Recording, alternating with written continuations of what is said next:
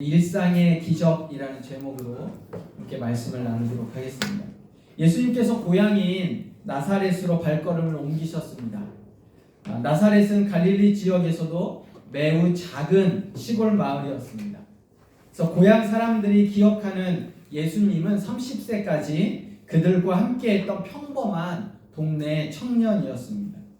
그러나 회당에서 들은 예수님의 말씀은 그들에게 충격을 주었습니다.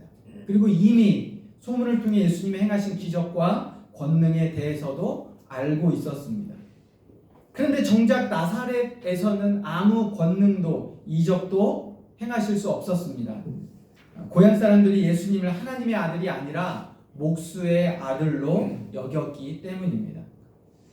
바로 이어지는 말씀에 예수님은 12제자를 부르셔서 전도 여행을 보내셨습니다. 제자들에게 아무것도 가지지 말고 길을 떠나라고 말씀하셨습니다.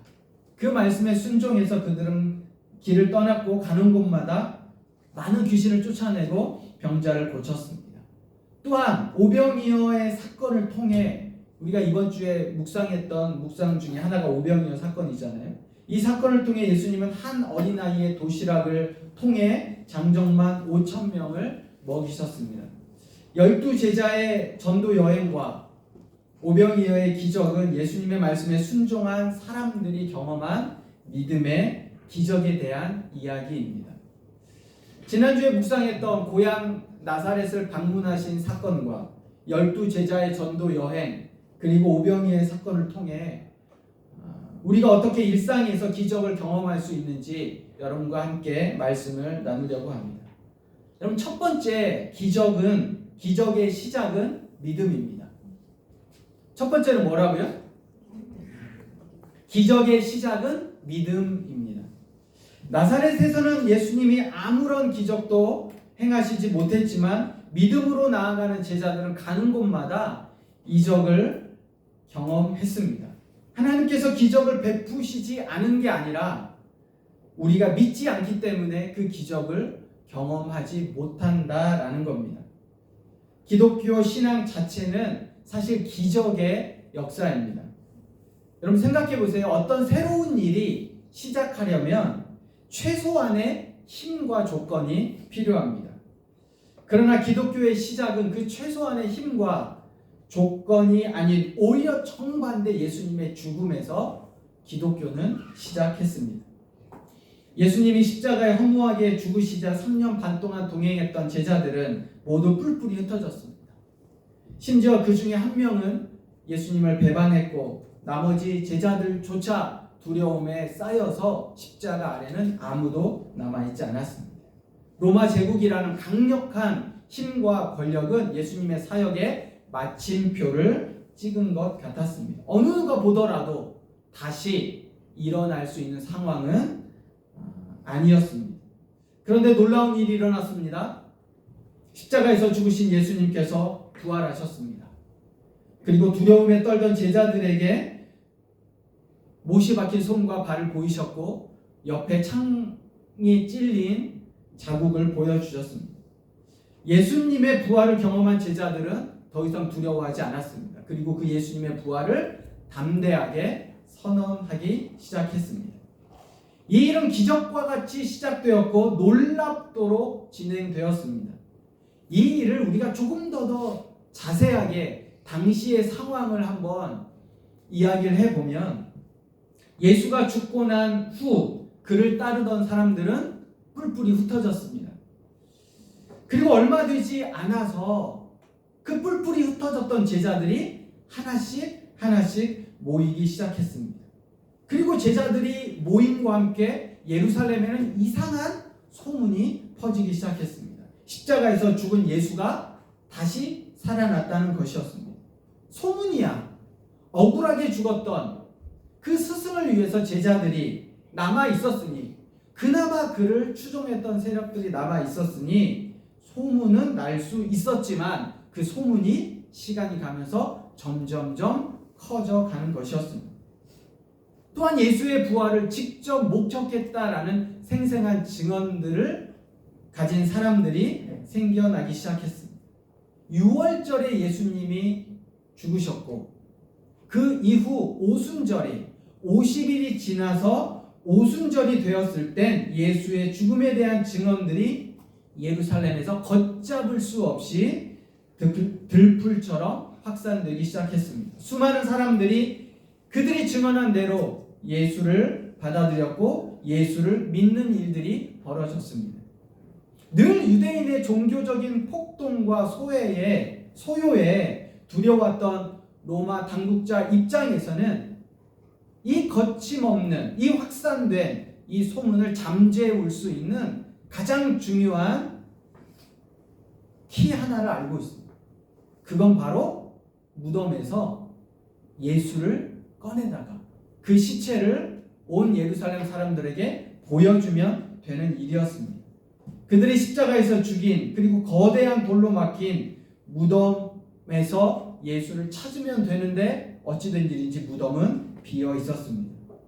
다른 것은 몰라도 이 겁쟁이 제자들이 갑자기 어떻게 된 일인지 완전히 다른 사람이 되어 있었습니다. 전과는 다르게 두려움도 없었고 눈빛과 말투도 완전히 달라졌습니다. 특별히 베드로는 예수를 3번이나 부인한 사람이었습니다. 그러나 그는 공회 앞에서 당당하게 이렇게 이야기합니다. 너희가 십자가에 못 박아 죽인 예수가 하나님이시다. 그리고 그를 포함한 12명의 제자들은 모두 그들이 삶 내내 전한 대로 자신들의 신앙으로 고백한 것처럼 예수를 따라 순교의 삶을 살아갔습니다. 부활의 기적을 경험한 이들의 삶이 완전히 뒤바뀐 것입니다. 부활의 역사를 믿는 그 믿음이 그들의 삶을 변화시켜 갔습니다. 두 번째 기적은 특별한 순간에만 일어나는 것이 아니었습니다. 성경에서 가장 놀라운 기적이 뭘까요? 성경에서 가장 놀라운 기적은 하나님이 세상을 말씀으로 창조하신 것입니다. 그것과 함께 또 우리가 알고 있는 구약의 가장 놀라운 기적은 홍해가 갈라진 기적입니다. 신약에서 한 가지 기적을 뽑으라 하면 부활의 기적과 함께 우리가 이번 주에 묵상했던 오병이어의 기적입니다. 그런데 여러분 사실 생각해보면 이런 하나하나의 기적들이 엄청나게 놀랍지만 그런데 이런 기적은 단회적이에요. 단 한 번뿐입니다. 그러면 가장 위대한 기적이 뭘까? 가장 놀라운 기적이 뭘까? 그건 바로 날마다 일어나는 기적입니다. 우리는 기적을 눈에 보이는 놀라운 일로 여깁니다. 그러나 진정한 기적은 일상 속에서도 끊임없이 일어나는 기적입니다.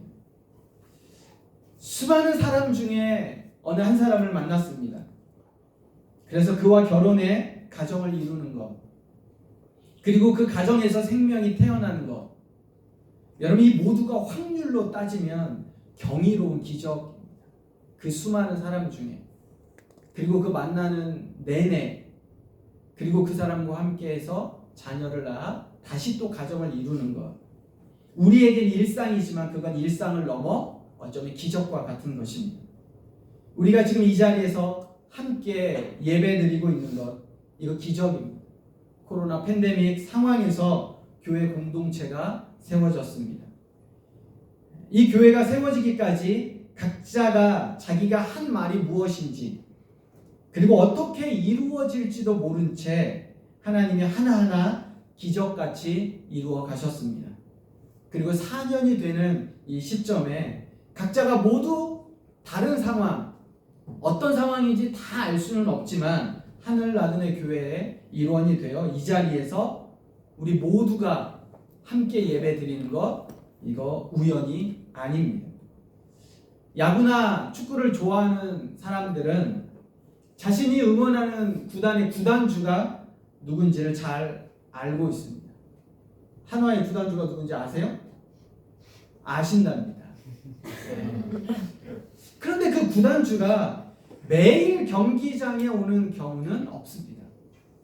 특별한 경우에만 구단주가 경기장을 방문합니다. 그런데 하나님은 매주 우리와 함께 예배의 자리에 임재하십니다.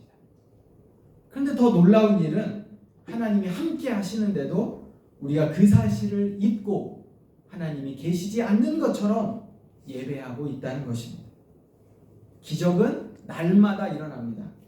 예수님이 산상수훈에서 가르쳐 주신 기도에 보면 그 기적을 발견할 수 있습니다. 오늘 우리에게 일용할 양식을 주시옵고. 오늘 우리가 누리는 일상의 모든 것은 어쩌면 기적입니다. 아프지 않고 건강하게 사는 것, 수많은 스트레스와 압박 속에서도 무너지지 않고 견디고 있는 것, 매일을 살아가는 것 그 자체가 하나님의 은혜와 기적입니다. 내가 오늘 하루 먹고 살아가는 것, 이거 이 땅에 아주 평범하게 보이는 일이야말로 가장 큰 기적이라는 사실을 여러분 기억하셔야 됩니다. 세 번째, 일상의 기적을 깨닫지 못하는 이유는 익숙함 때문입니다. C.S. 루이스는 그의 책 순전한 기독교에서 이렇게 말했습니다. 우리가 일상에서 기적을 보지 못하는 이유는 그것이 너무 자주 일어나기 때문이다.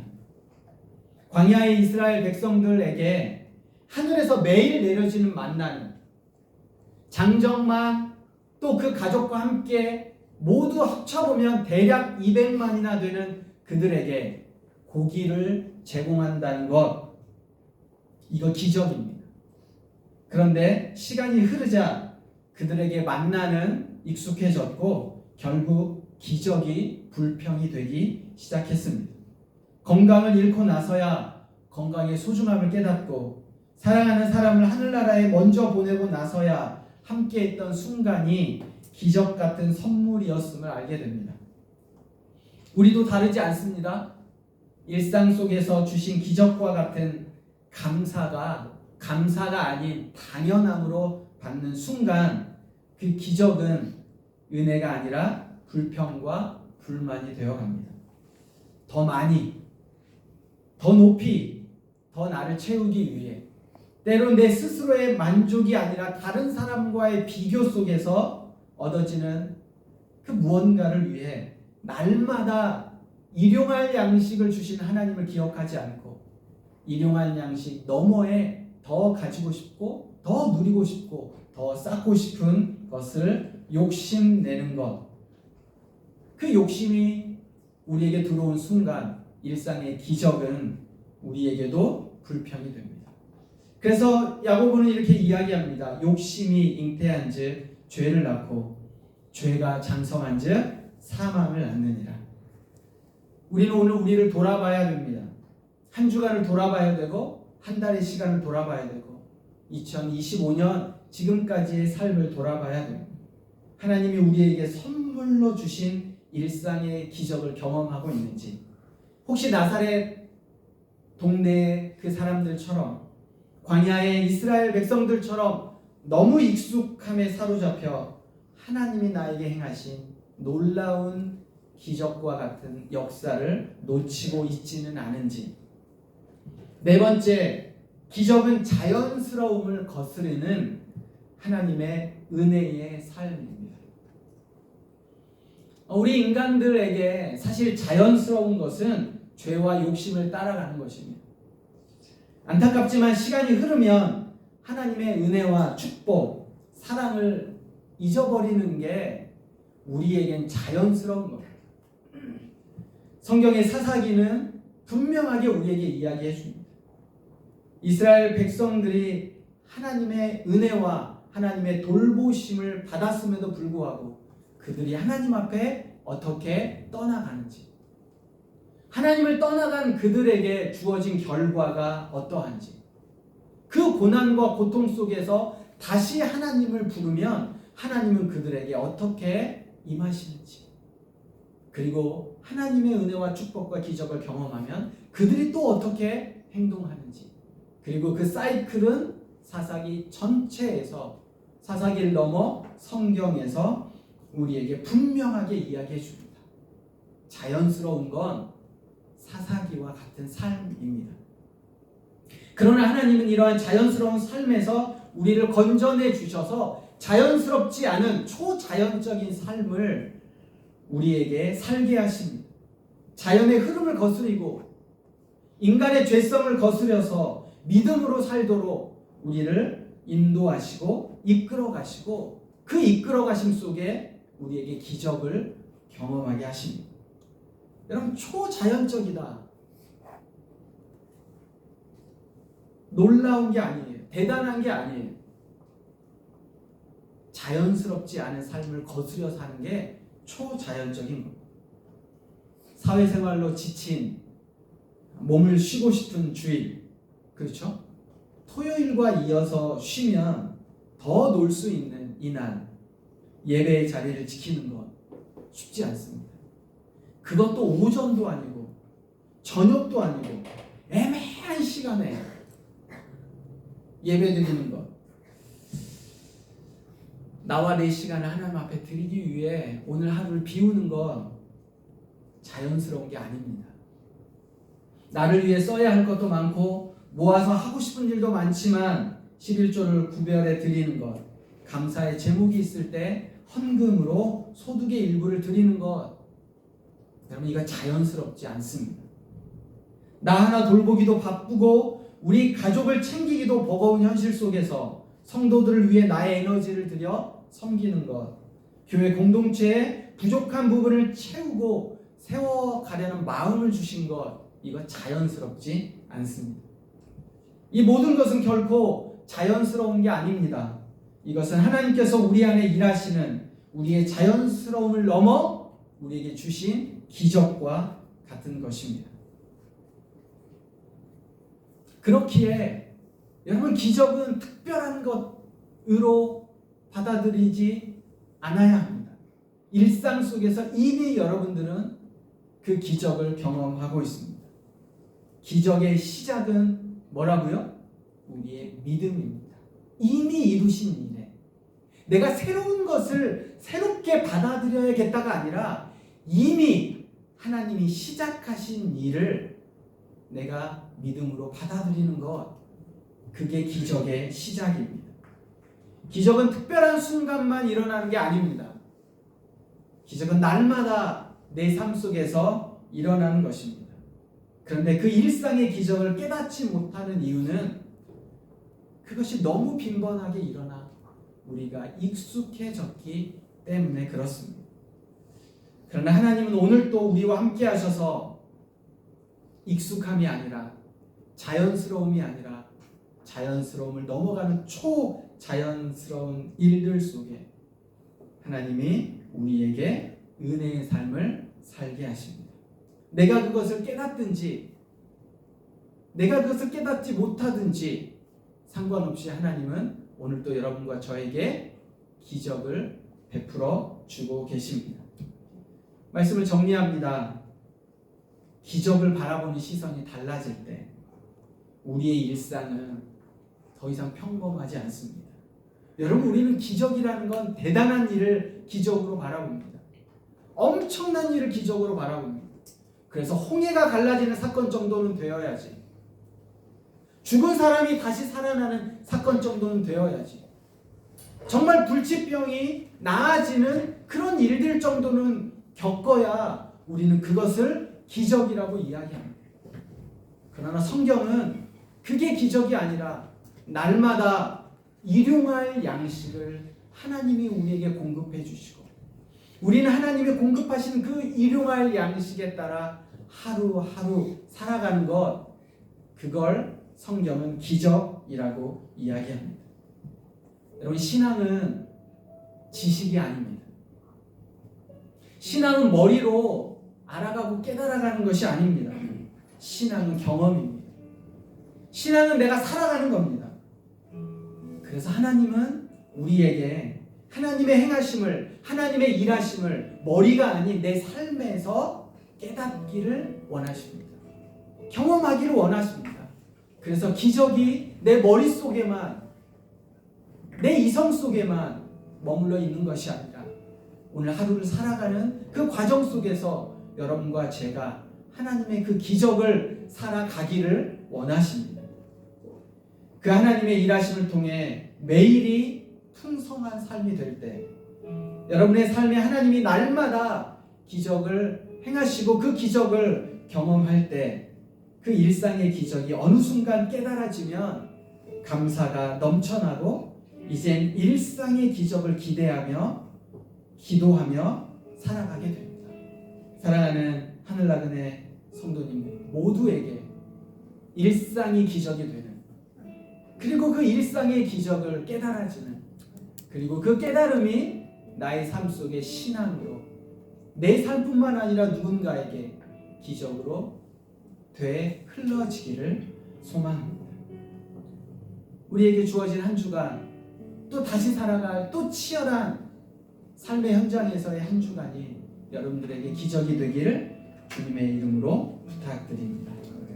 이 시간 주의 나라가 임할 때 함께 찬양하며 우리의 삶의 기적이 예배를 통해 또 하나님과의 경험을 통해 하나님과의 관계를 통해 이루어지기를 소망합니다.